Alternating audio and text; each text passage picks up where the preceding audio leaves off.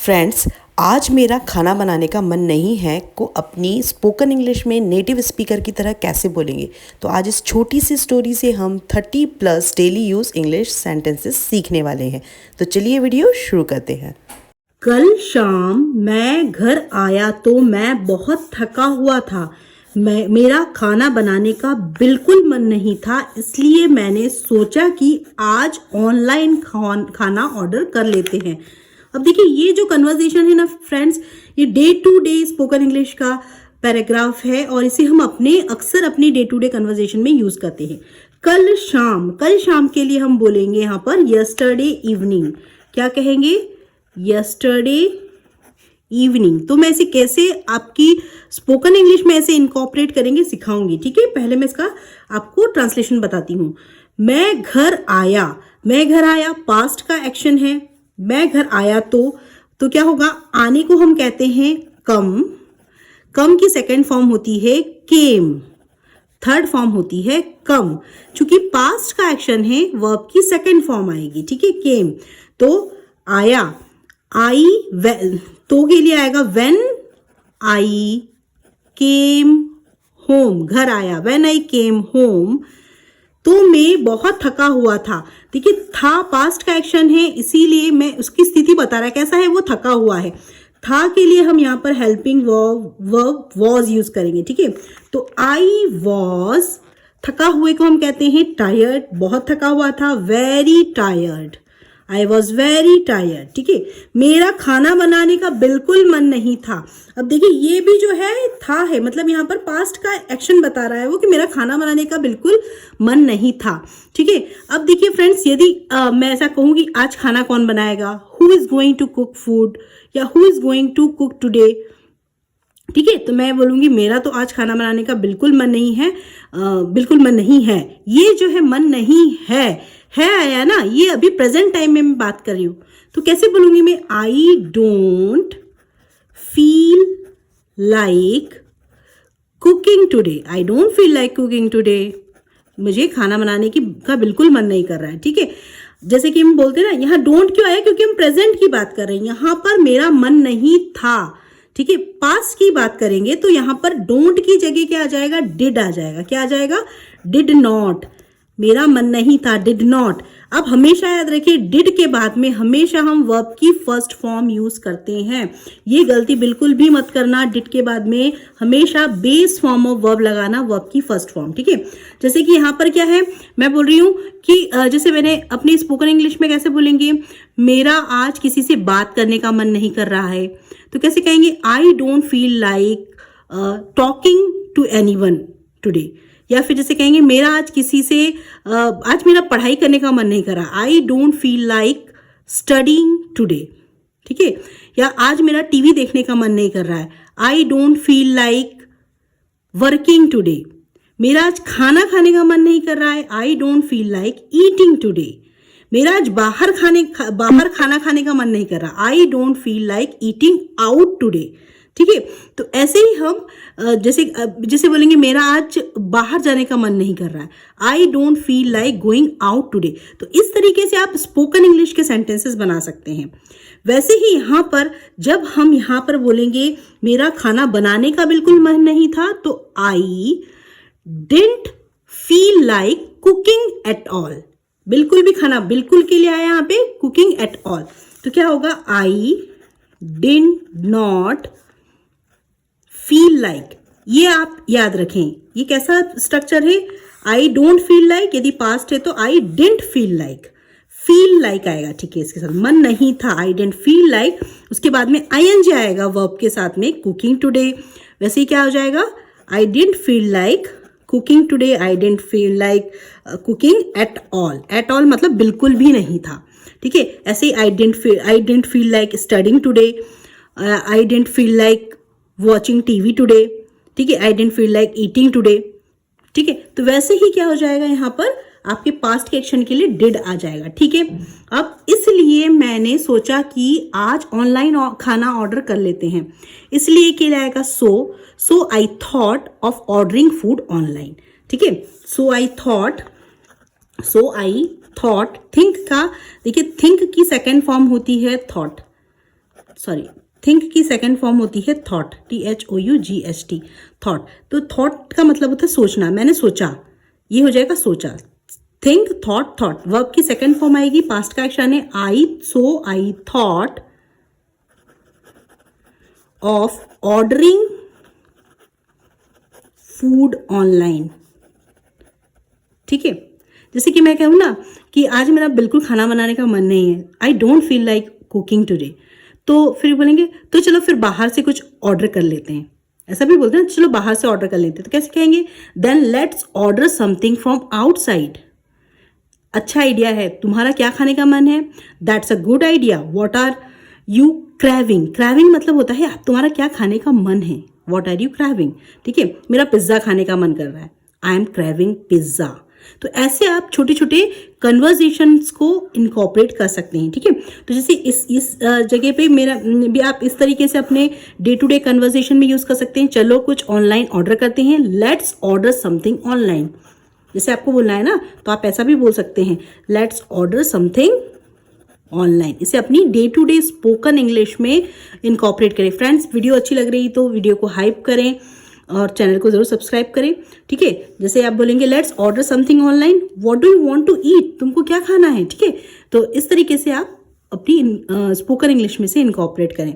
तो मैंने अपना फोन उठाया और फूड डिलीवरी ऐप खोला। मैंने अपना पसंदीदा खाना चुना और ऑर्डर कर दिया। कुछ देर बाद मेरा ऑर्डर कंफर्म हो गया। मैं अपना खाना आने का इंतजार करने लगा। देखिए, इस पैराग्राफ को भी कैसे अपने स्पोकन इंग्लिश के पैराग्राफ से हम कनेक्ट करेंगे। पहले इसका ट्रांसलेशन सीखते हैं। मैंने अपना फोन उठाया। उठाने को हम पिक कहते हैं। ठीक है, क्या कहते हैं हम? पिक कहते हैं, पिक करना, फोन पिकअप। ठीक है, इसका सेकंड फॉर्म क्या हो जाएगा? Picked up, picked up. ठीक है, तो चूंकि पास्ट का एक्शन है इसलिए वर्ब की सेकंड फॉर्म आएगी। ठीक है, ये वाली फॉर्म यूज करेंगे। तो क्या हो जाएगा? I picked up, I picked up my phone. मैंने अपना फोन उठाया। I picked up my phone क्या हो जाएगा? वर्ब की सेकंड फॉर्म आएगी चूंकि पास्ट का एक्शन है। फोन उठाने को हम पिकअप कहते हैं, उठाया, पिक्ड अप। और फूड डिलीवरी ऐप खोला। ठीक है, खोलने को हम क्या कहते हैं? ओपन। ओपन की सेकंड फॉर्म क्या होती है? ओपन्ड। ठीक है, खोला तो क्या होगा? And opened a food delivery app, and opened a food delivery app. ठीक है, अब देखिए, मैंने अपना पसंदीदा खाना चुना। देखिए, चुनने को हम क्या कहते हैं? चूज करना। ठीक है, इसकी वर्ब की फर्स्ट फॉर्म होती है चूज का मतलब चुनना होता है। ये वर्ब की फर्स्ट फॉर्म है। चुना, चोज, CHOSE, एक ओ जो है यहां से गायब हो जाएगा तो क्या हो जाएगा? चोज, चुना। इसका मतलब होता है चुना, इसका मतलब होता है चुनना। ठीक है, मैंने अपना खाना चुना, वर्ब की सेकंड फॉर्म आएगी और इसकी थर्ड फॉर्म होती है चोजन। ठीक है, क्या होती है? चोजन, एन आ जाएगा यहां पर। ठीक है, CHOSEN, चोजन मतलब चुना हुआ। ठीक है, तो यहां पर चूंकि पास्ट का एक्शन है इसीलिए अपना यहां पर वर्ब की सेकंड फॉर्म आएगी चोज। सो क्या हो जाएगा? I chose my favourite food.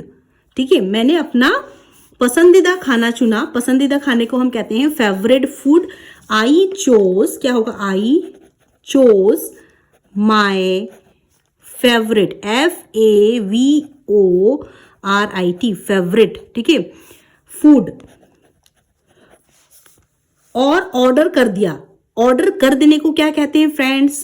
कहते हैं प्लेस्ड द ऑर्डर। ठीक है, क्या कहते हैं? And food and placed the order, placed the order. ठीक है, कुछ देर बाद मेरा ऑर्डर कंफर्म हो गया। कुछ देर बाद के लिए आएगा आफ्टर सम टाइम। ठीक है, कुछ देर बाद मेरा जो फूड है वो ये है, कंफर्म हो गया ऑर्डर।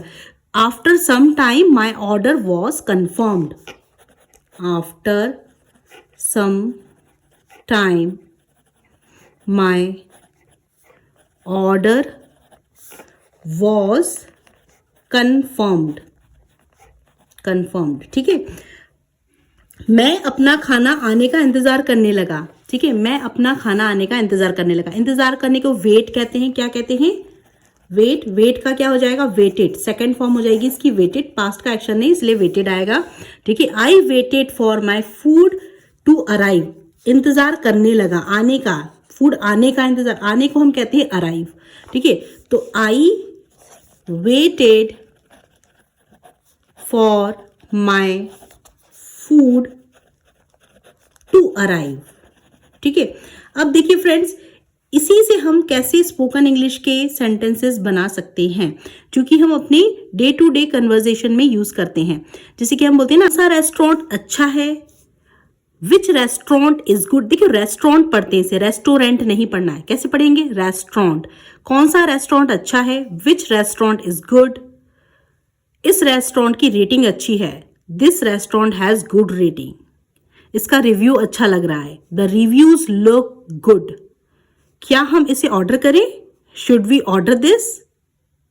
मैं ऑर्डर प्लेस कर रहा हूं, I am placing the order. Payment हो गई, the payment has been made. मेरा ऑर्डर कंफर्म हो गया है, my order has been confirmed, ठीक है। तो इस तरीके से आप अपने day to day spoken English के सेंटेंस बोल सकते हैं। जैसे कि खाना कितनी देर में आएगा, how long will the food take to arrive. देखिए हाउ लॉन्ग मतलब कितनी देर में आएगा। आएगा के लिए will future, simple future tense use किया। हाउ लॉन्ग, पहले पूछा गया है question, how long will the food take to arrive, आने में कितना समय लगेगा। How long will the food take to arrive. मैं अपना ऑर्डर ट्रैक कर रहा हूं, I am tracking my order. खाना अभी तैयार हो रहा है, the food is being prepared. अब बोलते ना जैसे खाना रास्ते में है, रास्ते में है का मतलब होता है on the way, the food is on the way. Delivery में थोड़ा देर हो रही है, the delivery is taking a little longer. थोड़ी देर हो रही है मतलब a little longer, taking a little longer, देर हो रही है आने में, the delivery is taking a little longer.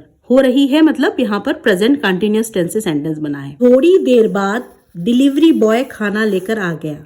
खाना गर्म और स्वादिष्ट था, मैंने आराम से खाना खाया और मुझे बहुत अच्छा लगा। देखिए थोड़ी देर बाद के लिए बोलेंगे a little letter, a little letter. देखिए हम बहुत सारे ढेर सारे स्पोकन इंग्लिश के सेंटेंस सीखने वाले हैं इस पैराग्राफ की मदद से। Delivery boy, a little letter, delivery boy खाना लेकर आया। लेकर आने को हम कहते हैं अराइव। अराइव का क्या हो जाएगा? Arrived. The delivery boy, the delivery boy arrived, आया, arrived with my food, with my food, मेरा खाना लेकर आया, ठीक है। खाना गर्म और स्वादिष्ट था। गर्म को कहेंगे था के लिए हम हेल्पिंग वर्ब यहाँ पर वॉज लगाएंगे। The food was hot, the food was hot and delicious, delicious, ठीक है।